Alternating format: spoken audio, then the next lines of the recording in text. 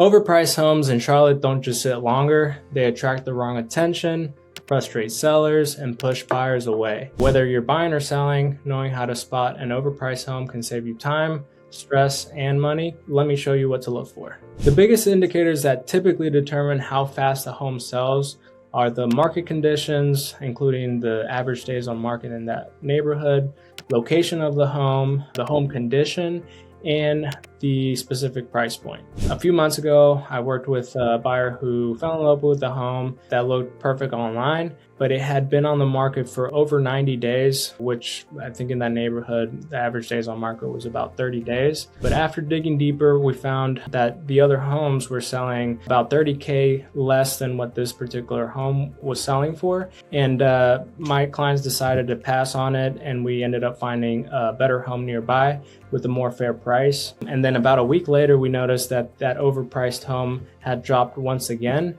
And that really confirmed that they had definitely overpriced the home to start with. And at that point, they had already lost the interest of my clients. Key point number one, repeated price drops. If the listing has dropped a price multiple times, especially within the first few weeks, it's usually a clear signal that the home started off a little bit too high. And in Charlotte's market, pricing right from the start is super key. Overpricing forces sellers to chase the market instead of attracting a strong early offer.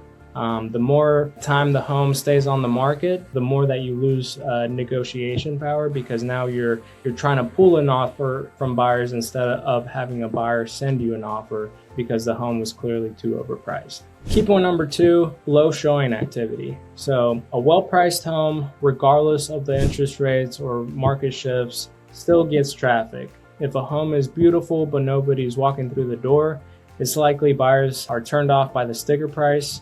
And lack of activity usually means the market has already spoken and that home is definitely overpriced. Key point number three, not in line with local comparable sales. The Charlotte market is hyper-local. One neighborhood can have very different value than one that's 5 minutes down the road. If a home is priced significantly higher than similar homes nearby, especially ones with better upgrades or features, it's likely overpriced. And that's usually pretty easy because if I have a buyer that's looking to purchase a house, they want to submit an offer, the first thing I'm going to do after calling the agent is looking up the comps, making sure that that price is justified by the other sales. And if it's not, if it's priced way too high, again, they're going to receive a lower offer and the seller's already lost that negotiation power. These tips are fairly obvious if you think about it, but you'd be surprised how effective these are if you truly know what you're dealing with. If you're house hunting or planning to sell in the Charlotte area, let's make sure you're working with the right numbers.